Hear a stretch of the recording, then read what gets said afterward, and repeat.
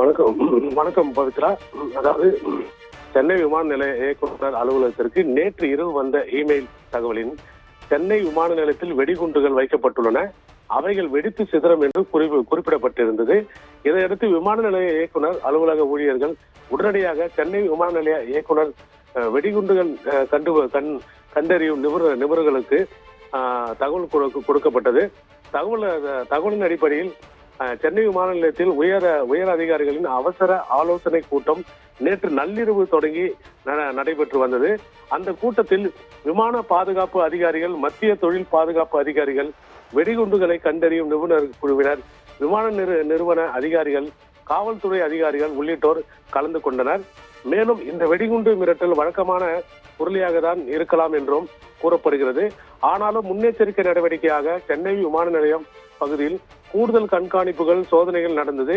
மேலும் விமான நிலைய வாகனம் நிறுத்தும் இடம், விமானங்களுக்கு எரிபொருள் நிரப்பும் இடம், விமானங்களில் சரக்கு பார்சல் ஏற்றும் இடங்கள் உள்ளிட்ட முக்கியமான பகுதிகளில் மத்திய தொழில் பாதுகாப்பு படையினர் மற்றும் விமான நிலைய போலீசார் தீவிர கண்காணிப்பில் சோதனையில் ஈடுபட்டனர்.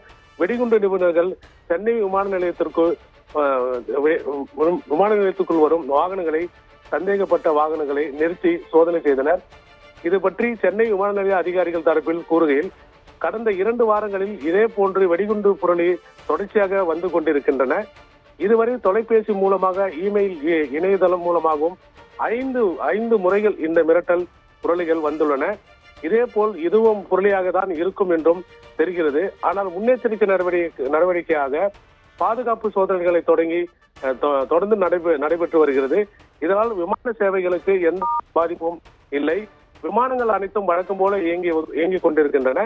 இதே போன்ற பொருளை திட்டமிட்டு தொடர்ந்து கிளப்பிவிடும் சமூக விஷமிகளை கண்டுபிடித்து அவர்கள் மீது கடுமையான நடவடிக்கை எடுக்க காவல்துறை மூலம் தீவிரமாக நடவடிக்கை எடுக்கப்பட்டு வருகின்றது என்று தெரிவிக்கப்பட்டுள்ளது. பவித்ரா.